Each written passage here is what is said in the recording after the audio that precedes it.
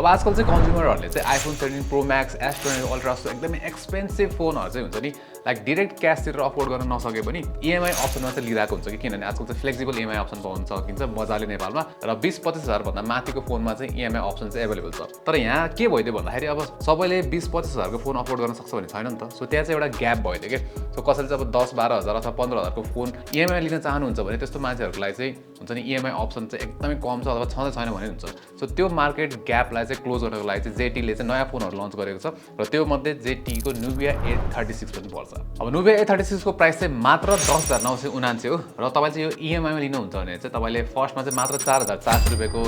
down payment तिरेर त्यसपछि हरेक महिना 6 महिनाको लागि चाहिँ 1,100 रुपैयाँ इन्स्टलमेन्ट तिर्ने हो हैन ठिक छ यो फोन सस्तो छ र EMI मा लिन सकिन्छ तर के यो फोन ठिक छ त लिनको लागि त्यही कुरा चाहिँ हामी यो भिडियोमा गर्नेछौँ म अनमोल श्रेष्ठ र तपाई हेर्दै हुनुहुन्छ टेकलेक अब यो फोनलाई ठ्याक्कै यस्तो पछाडिबाट हेर्ने हो भने चाहिँ आइफोन 17 प्रो सिरिज जस्तो देखिन्छ यो क्यामेरा मोडल अब यसमा चाहिँ पछाडिबाट छ अनि ठ्याक्कै यो ग्लसी फिनिस दिएको छ र ग्लिटरी इफेक्ट पनि देखिन्छ भने क्यामेरा मोडलमा चाहिँ अझै बढी रिफ्लेक्टिभ खालीको फिनिस छ भने ठ्याक्कै लाइट पर्दाखेरि चाहिँ अलिकति त्यो इफेक्टहरू पनि देखिन्छ कि अब यसमा चाहिँ के छ भन्दाखेरि यो फोन हुन्छ नि भन्नै पर्दाखेरि 10,000 मात्र पर्ने फोन हो भने चाहिँ मलाई कसैले पत्याउँछ जस्तो चाहिँ लाग्दैन कि त्यतिको राम्रो छ बिल्ड एन्ड फिनिस यसको होइन त्यसैगरी जुन साइडमा यो पावर बटन छ त्यसमा नि रेड एक्सेन्ट दिएको छ जसले गर्दा यसले छुट्टै भाइब दिन्छ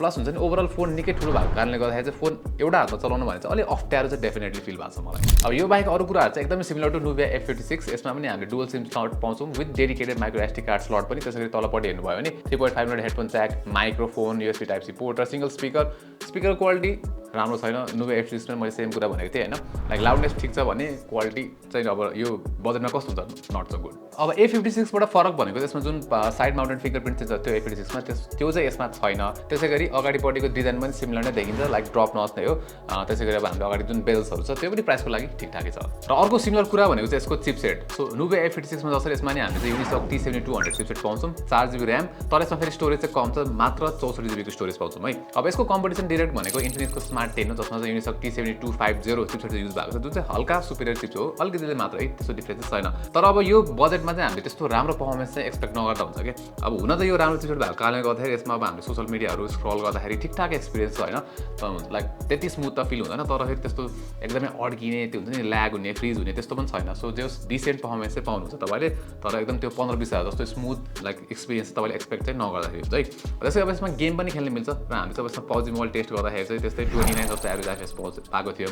स्मुथ ग्राफिक्स त्यसैगरी अल्ट्रा फ्रेम रेटमा जुन भनेको लाइक ठिकै हो तर अब तपाईले मजाले जुन चाहिँ एकदमै मजाले गेम खेल्ने एक्सपिरियन्स भने चाहिँ यसमा चाहिँ एक्सपेक्ट चाहिँ नगर्दा नै हुन्छ र अर्को कुरा भनेको 4-5 वटा एप खोलेपछि रिलोड भइहाल्छ जुन चाहिँ मैले Nubia A56 मा नि कुरा गरेको थिएँ तर यसमा चाहिँ के छ भन्दाखेरि जुन भर्चुअल र्याम बनाउने अप्सन छ एक्सटेन्डेड र्याम पनि भनिन्छ त्यो पनि छ यसमा जुन चाहिँ A56 मा छ हैन तर A56 मा चाहिँ 128GB को स्टोरेज छ भने यसमा मात्र 64GB को स्टोरेज छ के र यसमा चाहिँ 8GB सम्म चाहिँ बनाउन मिल्छ टोटल र्याम हैन त्यो भर्चुअल इन्क्रिज गरेर र त्यो गर्दाखेरि चाहिँ इन्टरनल स्टोरेज घटेर मात्र 25GB भइदिन्छ के लाइक केही लाइक फर्स्टमै हामीले त्यति धेरै केही एप नहाल्दाखेरि पनि सो 25GB मात्र स्टोरेज भएपछि त त्यति अलि स्लो भइहाल्छ सो त्यो अप्सन चाहिँ युज नगर्दा नै बेटर हुन्छ जस्तो लाग्छ मलाई अब A36 को स्क्रिन साइज र A56 को स्क्रिन साइज सेम नै छ 6.75 इन्चको IPS LCD HD रेजोल्युसन भएको डिस्प्ले हो यो हैन अब मलाई यसमा कलर चाहिँ आई थिंक A56 को भन्दा अझै हुन्छ नि कम त्यो भाइब्रेन्ट फिल भयो के तर त्यही पनि अब नर्मल इन्स्टाग्राम सोशल मिडिया जुन चलाउन लागि चाहिँ ठिकठाकै छ र त्यसैगरी युट्युब हेर्नुको लागि मलाई त्यस्तो कम्प्लेन नै यसमा छैन त्यसैगरी यसमा जुन 90Hz रिफ्रेश रेटको स्मुथनेस भने मैले जुन A56 मा प्रब्लम थियो लाइक सेटिंग्स लाइक अरूमा त्यति स्मुथ फिल नहुने यसमा पनि सेम त्यही कुरा नै भन्छु म लाइक त्यति स्मुथ चाहिँ फिल हुँदैन तर लाइक 10,000 को प्राइसमा त्यस्तो कम्प्लेन नै चाहिँ छैन है डिस्प्लेमा अब एउटा कम्प्लेन हुन त अब कम्प्लेन पनि के भन्नु किनभने अब यो प्राइस रेन्जमा ब्राइटनेस त्यति कुनै पनि अरू फोनहरुमा राम्रो चाहिँ छैन मात्र 500 को ब्राइटनेस हो सो आउटडोर्समा एकदम डाइरेक्ट घाममा तपाईले हुन्छ डाइरेक्ट सनलाइट हेर्नु भन्छ अलि अप्ठ्यारो चाहिँ हुन्छ यसमा अब यसको क्यामेरा मोड्युल हेर्दाखेरि चाहिँ आइफोन 17 प्रो म्याक्स जस्तो देख्ला तर क्याम अफ कोर्स त्यस्तो चाहिँ हुँदैन हैन अब बजेट फोनमा हामीले राम्रो क्यामेरा एक्सपेक्ट नगर्दा पनि हुन्छ अब हुन चाहिँ यसमा पछाडिपट्टि मेन क्यामेरा 13 मेगापिक्सलको हो सेम एज A56 त्यसैगरी अगाडिपट्टि नि सेल्फी क्यामेरा चाहिँ 8 मेगापिक्सलको हो same as A56 so same camera setup छ तर फेरि फोटोजहरु भने चाहिँ अलि डिफरेन्ट चाहिँ छ है अब डिटेल्स चाहिँ लो नै छ है सेम एज A56 तर के अचम्म लाग्यो भन्दाखेरि सेम क्यामेरा हुँदा पनि A56 भन्दा चाहिँ के डिफरेन्स छ भन्दाखेरि फोटोजहरु चाहिँ A36 को अलि वार्मर र बडी स्याचुरेटेड फिल छ र साफनेस हेर्ने भने चाहिँ A56 को अलि बेटर नै छ त्यसैगरी सेल्फीमा नि हामी सिमिलर कुरा नोटिस गर्छौं जस्तै 8 मेगापिक्सल मात्र भएर फेस त्यति साफ देखिन्न कलर चाहिँ अलि वार्मर साइडमा छ यसको मेन क्यामेरा जस्तो स्याचुरेटेड छैन अब भिडियो चाहिँ 1080p 30fps सम्म खिच्न सकिन्छ तर सेम एज A56 यसमा पनि 720p जस्तो लाग्छ कि त्यो 1080p फुटेज पनि लो शार्पनेसले गर्दाखेरि प्लस डिटेल्स पनि राम्रो छैन र कलर चाहिँ न्युट्रल साइडमा छ जुन चाहिँ राम्रो कुरा हो र त्यही हो अब लाइक सेकी पनि छ भिडियोजहरू त्यसले गर्दाखेरि चाहिँ त्यति राम्रो एक्सपिरियन्स चाहिँ हुँदैन भिडियो खिच्दाखेरि अब ब्याट्री पनि यसको A56 जसरी सेम नै छ 5000 mAh नै हो हैन मैले A56 मा चाहिँ अलिक बढी दिएको भए बेटर हुन्थ्यो भनेर जस्तो लाग्थ्यो अब यसमा पनि सेम कुरा नै भन्छु म किनभने कम्पिटिसनहरु भन्दा अलिकति युनिक एउटा प्लस पोइन्ट चाहिँ हुन्छ के त्यसैगरी चार्जिङ पनि अब लिमिटेड नै छ यसमा 10 वाटमा हैन जुन चाहिँ अब स्ट्यान्डर्ड हो 15 वाट एटलिस्ट 18 वाट दिएको भए चाहिँ बेटर नै हुन्थ्यो अझै ब्याट्रीमा चाहिँ खासै कम्प्लेन चाहिँ छैन फेरि 2 दिन चाहिँ मजाले टिक्छ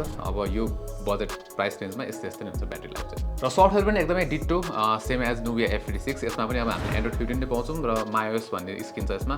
र यसमा चाहिँ के छ भन्दाखेरि एकदम सिम्पल छ कि युआई एकदम बेयर बोन युआई हो एकदम सिम्पल छ त्यस्तो फ्ल्यासी केही पनि छैन यो चलन चाहिँ मलाई सजिलो लाग्यो हैन र फर्स्ट टाइम युज गर्ने मान्छेलाई नै सजिलै लाग्छ र यसमा चाहिँ त्यही लाइभ आइल्यान्ड भन्ने फिचर पनि छ टाइमर युज गर्दाखेरि अथवा चार्जहरू गर्दाखेरि चाहिँ त्यो एनिमेसन आउँछ माथिपट्टि र यसमा पनि अब ब्लोटेड भन्ने अहिले 4-5 वटा छ जुन चाहिँ खासै इस्यु भएन र अर्को भनेको चाहिँ यसमा चाहिँ हामीले गुगल जेमिनाई पनि इन्टिग्रेटेड पाउँछौँ अब लास्टमा भन्नु पर्दाखेरि Nubia A36 मा चाहिँ कम्प्लेन केही पनि छैन के अब तपाईले सिमिलर प्राइस रेन्जमा हाम्रो फोन्सहरु हेर्ने हो भने अरु ब्रान्डको Redmi A5 भन्ने छ तर त्यो फोनमा हामीले मात्र 3GB RAM पाउँछौँ त्यसैगरी अब Infinixको Smart 10 भन्ने पनि छ तर त्यसको चाहिँ प्राइस अलिकति महँगो छ 5000 जति महँगो छ त्यो फोन हैन अब स्पेक्स मात्र हेर्ने हो भने त A36 ले यो मैले मेन्सन गरेको कम्पिटिटर्सहरुलाई चाहिँ राम्रै कम्पिटिसन दिन्छ हैन तर अब यहाँ डिफरेन्स भनेको चाहिँ सफ्टवेयर एक्सपिरियन्स हुन जान्छ तर ZTE ले चाहिँ राम्रो सफ्टवेयर एक्सपिरियन्सको लागि चाहिँ 18 मन्थ्सको एक्सटेन्डेड वारेन्टी पनि प्रोभाइड गरिरहेको छ तर यसको खासियत भनेको चाहिँ यो फोन चाहिँ EMI लिन मिल्छ कि जबकि मैले अघि नै मेन्सन गरेको कम्पिटिटर्सहरु भनेमा चाहिँ त्यो अप्सन चाहिँ अवेलेबल छैन त्यसले गर्दाखेरि चाहिँ यो फोन चाहिँ हुन्छ नि लाइक बजेट प्राइस रेन्जमा EMI लिन मिल्ने चाहिँ सबैभन्दा अफोर्डेबल फोन हुन जान्छ सो तपाईँ चाहिँ 10,000 को फोन फर्स्टमा मात्र 4,000 जस्तो तिरेर चाहिँ लिने सोचिराख्नु भएको छ EMI भने चाहिँ